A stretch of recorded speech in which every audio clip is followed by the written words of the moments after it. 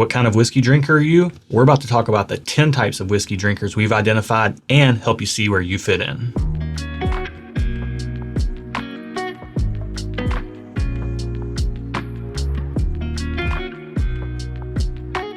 Welcome to Stuff and Whiskey. I'm Erin. I'm Josh. Thanks for joining us. If you're new here, we are a husband and wife couple who hang out, have fun, talk whiskey, all sorts of stuff. Tons of blind tastings over here that you can check out on some of our other videos, but these Tuesday videos are a little bit more conversational and topical. And what are we talking about today? Today we're talking about what type of whiskey drinker you are and we are, which is something that we do include in a lot of our blind tasting videos, but we'll just kind of run through it. And I was thinking about this based on a conversation I had with Matt Burns, shout out Matt, about the types of whiskey drinkers that there are. Yeah. I think it matters because it influences how you shop for whiskey, how you consume whiskey, you know, how much you might want to spend on whiskey, what you're willing to spend on. So yeah, we have a lot to talk about in this video, but it's going to be fun. It's going to be conversational. And let's go ahead and start off with just the casual drinker. And to me, the casual drinker is somebody who just has their go-to and that's what they drink and that's all they drink. Maybe they just drink Wild Turkey 101. Do you have anything in there? Are there restrictions on like the frequency? Like no, it's just when casually whenever. Right. When they drink bourbon, they drink Wild Turkey 101 or they drink Evan Williams Bottled and Bond or they just have that thing that they go to. I think about this in terms of, you know, people that I know who drink beer. I know people who, when they drink beer, they just drink whatever, Coors Light. Yeah. And that's just what they drink. They don't dabble. They don't experiment. They don't try other beers. They just casually drink the one beer that they drink. And that's what they drink. I'm going to posit an argument that the casual drinker can experiment outside their one drink. They just don't do it frequently. They're casually drinking. If the mood arises, if the situation arises, they will drink whatever, but they don't care one way or the other. Well, that's true, and we'll kind of get to some of the other types here in a minute that might kind of cover that more, but I think a lot of times when I think of the casual drinker that has the one thing or the two go-to things that they go to, if they go to a restaurant and they don't have that, they just don't order beer. It's like when it's like if you drink Coke and you go to a restaurant and you're like, can I get a Coca-Cola? And they're like, we only have Pepsi. You're like, I'll just take a water. Like, you don't even want to drink other cola. You just want to drink Coca-Cola. That's fair. So it's hard to say you're a cola connoisseur if you're only drinking Coca-Cola and you don't try any other colas. Fair. Very much. I mean, there are people who that's the only way they consume whiskey. Their go-to. They're tried and true. And there's nothing wrong with that. Yeah. If that's you, you're probably not watching this video, but if you are, you know, there are other types of whiskey drinkers as well, and that's what we're going to talk about through here. So once you kind of have a go-to, I think the next logical step of progression in anybody's whiskey journey is the cocktail connoisseur. I have to ask a question. I'm so sorry to interrupt. Do these have to be in this order? Because I also want to posit another opinion that... This is why we don't rehearse anything here, guys. Sometimes you have to go through some of these other stages of whiskey drinkers to find out what's your go-to. Yeah. And then you become a casual drinker because you know that none of this is really worth anything else and you only like what you like. Right. So I don't think that they are in an order as far as newbie, intermediate, advanced. Like, these can be in any order of your life, at any time in your life, at any stage in your life, and none of them are wrong. Right. That's the whole point of the video. Yeah. It's just, where do you fit in? That's all. So don't make it seem like the next step is you could go through all these steps and then go back all these types. You could go through all these types and then end up back at just being the casual drinker that doesn't really nerd out on whiskey, doesn't do tastings, just has their one go-to and that's all they drink. Yeah. So you could fit into multiples, and we'll speak to this. You know, there was a time in my life where I was a casual drinker. I bought Four Roses Small Batch or Eagle Rare in the mid to late 2000s. Those are the two products I bought. That's all I bought. I didn't really experiment except maybe once in a while grabbing a Maker's Mark or something like that.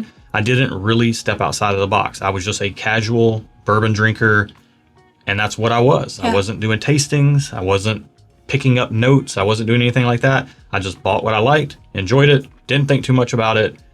It was great. It was grand. Ignorance was bliss in a way, you know, for me, because then I got nerdy and things got out of control. But, you know, after doing all that, what I kind of led into was cocktails. So that's why the second type I'm dubbing the cocktail connoisseur. Okay. not that necessarily you have to be a connoisseur. Maybe you don't like drinking casually things by themselves or I'm on a the casual rocks. cocktail drinker. Yeah. I have my go-to cocktails. But like, you're not a connoisseur necessarily, No. but I like alliteration, so we went with cocktail I like connoisseur. it. I appreciate that. But it's just, some people drink bourbon on ice or on, neat or with water or with soda or whatever they drink it with. Other people only drink whiskey inside of cocktails. Well, because it makes it sweeter and sometimes easier to drink if you're not someone who appreciates the burn of alcohol, because whiskey neat, I mean, it is alcohol. Yeah. Yeah. And that's fine. If you're more of a cocktail person, then that's awesome. And there's some great channels out there for cocktail content if you're looking for some of that. We are going to be dabbling in some cocktail content as well ourselves on these Tuesday videos. So look forward to that coming up. But we are not professional cocktail makers. We're just hobbyists for fun. Yeah. We like to keep it simple. Yeah. And we usually only will have cocktails almost always if we're out for dinner. We might have a cocktail before dinner with some appetizers or something like that. So, but that's not us. But once upon a time, cocktails were pretty much the only way I ever drank whiskey, because I would just get them when I went out, and I was going out a lot when I was younger. That was my entry point into whiskey, was old fashions when I would go out. Next up, speaking of going out, is the social sipper. And what would you categorize as a social sipper? Someone who doesn't necessarily drink at home by themselves, but you will drink when there's people around socially. Yeah. Like that, I would consider myself a social sipper for the most part. Like, I don't really drink at home unless we're filming these videos or you make me a cocktail or something for dinner. Like, every so often, I'll be like, oh, I want a glass of wine. But it's with a meal usually. Yeah. You don't ever come to me and say, hey, pour me a glass of whiskey. No, I never do. And you never go get your own whiskey. You will mooch off of my glass. True. But you don't really drink it by yourself. Correct. Unless we're out, and then you'll order it socially. If I was home alone and you were out of town, I would not pour myself whiskey. So yes, I am a social sipper. I only drink it with other people, including you, because you count as another person. Right. Yeah. I count. You I matter. too. But no, truthfully speaking, there are people like this. Erin is one of them. Yeah. She has a whiskey channel. This is hers and my channel. Like, we're in it together. She happens to have a really good palate. She's happened to be able to try a bunch of really amazing whiskey thanks to this channel and the opportunities that we've gotten and the people that we know. Speaking of, great plug for an amazing community of our people over on Patreon. If you want to get plugged in on Patreon, be part of the community, join up over there. That's also where we release our barrel picks. And because of that Patreon community, either our barrel picks or sample swaps or people helping people find bottles and all that stuff, we've been able to taste some of the best whiskey that we've ever tried. Facts. Thanks to Patreon. Spitting facts. And then, I would definitely recommend you check that out. Yeah. But with that said, you are a social sipper who happens to have a probably larger scope of experience than most social Just sippers. through this channel, but yeah. But at the end of the day, you're still a social sipper. And this is actually how the conversation came up with me and Matt Burns. That's how I am with beer. If I'm out somewhere, I might order an interesting looking beer, but I'm not really committing any of that to memory. Yeah. I don't know the difference between an IPA and a double IPA or a hazy IPA. And you don't necessarily care to know. Like, you're not uninterested, but you're also not interested enough to catalog that information. Exactly. Yeah. The most I might possibly ever do is, like, we went to Asheville, North Carolina. I know it's a beer town. I might search Asheville, North Carolina breweries and see what one of the recommended beers might be, and weigh that against my own experiences and try to make an informed purchase decision like that, which might be why you watch some of this whiskey content. Yeah. Maybe you're a social whiskey sipper, but you're looking for something good to try when you go out, Yeah. And you might not be nerdy. You might not have 100 bottles or more in your collection. You might not even have a collection at all, and that's totally fine. Yeah. You might just be tuning in for entertainment purposes or, like I said, to get some type of recommendation on something, and that is truthfully one half of this channel. And Erin kind of brings that whiskey nerdiness down to earth with the fact that she doesn't take whiskey too seriously. She doesn't commit very much of it to memory, and things really have to impress her because at the end of the day, it's just whiskey. Yeah. So social sippers are important. They're an important balancing force within the community. Social sippers, go team. Next up, you got your people who are ultra social and they're ultra sippers. These are the party animals. And we all know the party animals. I mean, Frank the Tank. Because the from Old party School. don't start till I walk in. But not me. I'm not a party animal. Yeah. Kesha, though, probably. But like Frank the Tank from Old School, that's your party animal. I mean, they're ready to throw down. They want to do shots. I can't remember the last time we did shots. I mean, we're in our 40s. We're not doing shots. It makes me exhausted just thinking about it. Yeah. Gosh. But there are people who, they love to party. And I've been there before back in college days and stuff. Definitely party animaling it up. That was awesome. Irish car bombs and, all kinds of stuff. Yeah. Mixed drinks and having a good time. But kind of past those days, if you're in that zone, I don't know why you're buying anything other than the cheapest whiskey you can get your hands on, because you're probably running through it really fast. Definitely party animals are more volume drinkers, whereas, we're a little bit, try to be more quality over quantity. That doesn't mean that party animals can't drink quality. They can. I mean, some people, well, we'll get into that. Because they can appreciate good quality. Yeah, they can. They can be a party without being an animal. They could just be a party, and the whiskey just makes them more of a party. That's true. Well, and they'll probably fit better in other categories of types of sippers. Okay. Which, leading to some party animals gone awry, is the hype beast. Which, what is that? The hype beast is it's a social term for people who are only interested in things that are hyped up. Oh. Whether they're good, bad, or indifferent. Are those like the people that are doing the crotch shots of like, look at this pappy I found, and then they're like. Yeah, I mean that's part of it for sure. That's part of it, and it's just people who only chase after what is desirable. They don't even really care. Okay. A lot of these people maybe don't even drink the stuff. They're just after it to find it, post it online, get some social accolades, which are empty and vapid. But to each their own, I guess. If that's a whole segment of that. That is a type of whiskey drinker. Yes. I have seen them on the World Wide Webs. Yeah. And again, they might barely drink any whiskey at all. They just might go after the hype stuff. Or they might be somebody who only goes after hype stuff and only drinks hype stuff because that's what they enjoy. That's what they value. Right. Because the hype adds to their experience. I think those people are missing out on a wide world of whiskey that is amazing. Yeah. Even if you're not going worldwide, if you just stay in the US of A and you're drinking bourbon and rye, there's a ton of stuff that isn't hyped that is very good that you should try. Yeah. There is something to be said, though. You made a point, which I'm not necessarily for the hype beast mode, but the hype adds to their experience. Yeah. And if drinking whiskey is an experiential thing, anything that adds to the experience is a reason to do it for someone. Right. So that's an interesting thought I never thought about before. Yeah. Usually hype beast is used as a pejorative. Is that like a negative word? I don't know. It's usually they're all about the hype stuff and they will literally poo-poo anything that's not hyped up and say it's not good. Cool. Yeah. Right. It's usually used in a negative context, Gotcha. But some people are just stuck in that lane. When I first started getting really whiskey nerdy, I was interested in all the Weller bottles, Blanton's, all the Buffalo Trace stuff that's hyped up. Well, because that's the stuff you hear about, especially when you don't know what else is out there. The hyped stuff is the stuff that people talk about. So, I even know what some of the hype stuff is, and I, before we started this channel, just because people talk about it. And truthfully speaking, the word in the whiskey sphere for these people is called taters. It's when you're only concerned with all the hyped up stuff and you don't care about anything else and you don't really have a frame of reference or you don't really know what quality is. You're just going after what people tell you is good.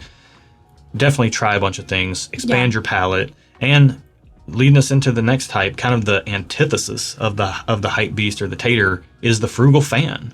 These are the people who maybe they buy one $30 bottle every month or two or three. They don't spend a lot, but they enjoy trying different things. They enjoy sampling, and try to find something that's quality that fits their palate well.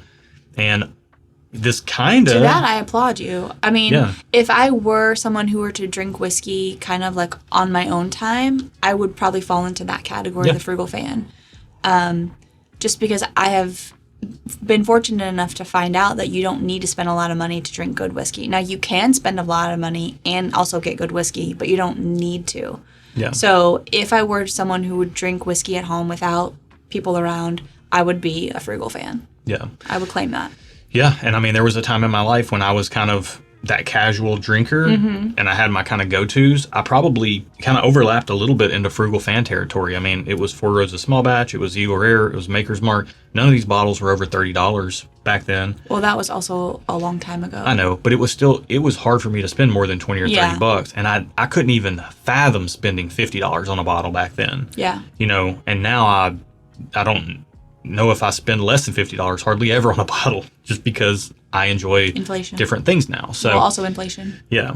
Now these last four are going to be very tied together, and probably more than likely the type of people that are going to be watching this video, you're probably going to fall into one of these. If you're in any of the first ones that we've discussed, I would encourage you to keep watching our channel, check out other channels as well. There's tons of great ones out there, and you'll kind of get some perspective on what whiskey tasting can be. And ultimately, for us, it's really a social thing, and it brings people together, and it's really wonderful. It has kind of magical powers to do that. True. But when you start getting into it and you take that step beyond any of these things we've talked about, you start getting into being the budding whiskey nerd, like the spark hits. And then the flame is ignited. Yeah, it's like the kindling catches, and it now the fire is starting to burn. I remember that phase in you. Yeah, and it was like, man, I'm ready to go. I'm buying every bottle I can get my hands on. Yep. Usually budding whiskey nerds spend a lot of money on whiskey. They're buying everything they can find, everything that is supposed to be good that somebody said was good. They're willing to try anything. They want to taste everything. Yeah. I remember once upon a time I would buy a bottle and I would get, as soon as I walked in the door, I would open it and taste it immediately. Even if I wasn't going to drink it at all that night, I would just want to know what that bottle tasted like. And I don't have that anymore. I've lost that along the way. And that was such a fun phase to be in. And it's just like anything, you know. Is it like a love story with whiskey? Like you're in the infatuation phase? Probably, yeah. Yeah, it's you stay up really late talking to him on the phone. Hopefully you don't forget sleep. Hopefully you don't stay up too late drinking whiskey and put yourself in a bad spot. But just saying. You know, you probably don't fully know your limits at this point. Yeah. And you very well may. But yeah, it's a good place to be in. It's a fun place to be in.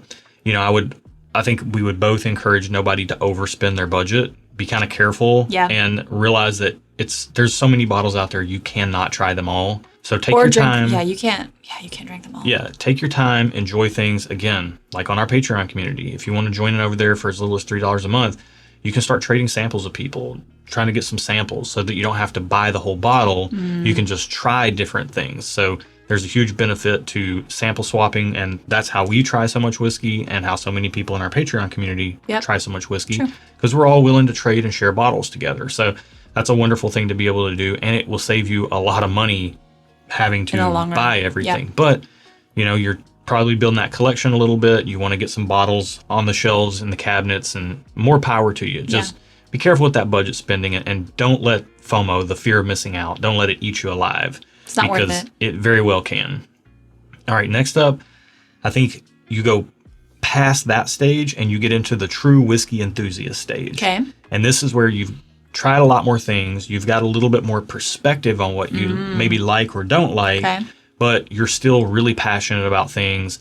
You're still wanting to buy things, but maybe you're narrowing your scope a little bit and maybe spending a little bit more, or spending at least more intentionally. More intentional spending, because you're narrowing in on what you like. Yeah. Or the gap is closing in. Right. Yeah. And this isn't any hobby. Like, you knit, there are certain types of wool that you would just buy back in the day, and now that you've gone down the road a little further, you're like, well, I don't really like those types of wool. I'm not going to buy those anymore. Yeah. You know? Facts. And this is a great stage. You probably have quite a few bottles. You like trying different things. You like having those experiences. And this is a wonderful, wonderful place to be as well. And if you're there, rock on. But you might, if you keep going, you might end up in the next category, which is, I'm going to call the seasoned whiskey sipper. Okay. Now notice, we went from nerd to true enthusiast. Now we're back to a sipper. And I think once you hit seasoned whiskey sipper status, it's kind of where I'm at these days. Oh. It's hard to get super excited. Look at you. No, I'm not. It's not a great place to be. Oh. It's almost like you're a little jaded. Oh, okay. You know, you've tried a lot of things. Fortunately, we have been able to.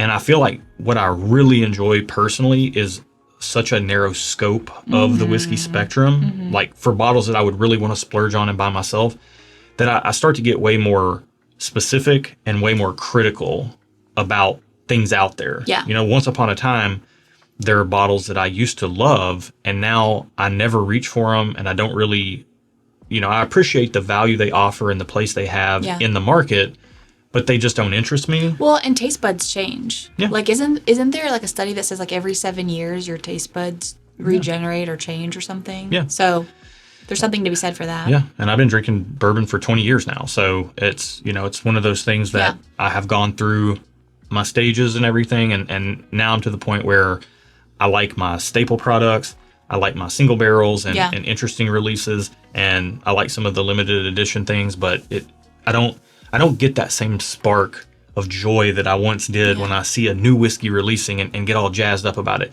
It doesn't mean I'm not interested in it. I'm definitely interested and keep my finger on the pulse of all that, not just because we have a channel, but because I'm interested. You are interested, yeah. But it doesn't rev my engine anymore like it used to. Wait, I can't even. Vroom vroom. That's better. Yeah. And then the last person is going to be the serious collector. Oh. And some of these people collect these bottles and put them on shelves and don't open them. Other people collect these bottles, drink them sparingly, share them. This can look like a few different things, but these are people, to me, a lot of people prior in this list have a collection or selection of whiskey. The serious collectors actually have bottles that have real value. Like monetary value? Yes. Like they are collectible bottles in and of themselves. Gotcha. You know, they focus on the limited release stuff. They focus on the rare things, the things that aren't made anymore. And that's a cool place to be in too, but you do have to pay to play. It's also really cool to have friends who are doing that, because then they want to share that with you. And you get to try some cool stuff. If they're the type that do open the bottles. If they share, and want to share, And I think most people that I know, at least, are in those last four. You know, they're on fire for whiskey. They love it. They're learning everything they can. They're soaking it up like a sponge. Or they've kind of already went through that phase and they're super enthusiastic about it still. Or the enthusiasm has waned, but the interest is still there, and they've just gotten a lot more selective. And then there are some people who are really serious about some of those limited edition bottles. And that nothing wrong with that. If that's you, don't let a lot of times some of the more enthusiastic people that are newer to the hobby can be pretty critical of the collectors, especially the ones that don't open their bottles. Everybody does what's right for them. You do you, boo-boo. Yeah. All right? Exactly. Just do what makes you feel good. Right. So, yes, ultimately, whiskey is It's a hobby. It's a hobby. And no one can tell you how to do your hobby. Let's be real. And it's a tool to bring people together. So embrace that rather than, sowing division amongst each other and, going at other people's throats because they did something that didn't make sense to you. They're doing it because it makes sense to them. So, let's all be cool. Let's have a good time with our whiskey. Let us know down in the comments what type of whiskey drinker you are. Let us know some of the other types you might have been, some of maybe the fun things from those or some of the negative things from those so that people reading the comments can get some more perspective that we can't in this video because we'd be here all day talking about it. We would. But yeah, this was a fun one. Hopefully you enjoyed it. Think about liking the video if you did, subscribing to the channel because we do conversational videos like this every week as well as blind tastings. Yeah, get on board. Love to have you. That's it for today, y'all. Be good to each other, and until next time. Cheers.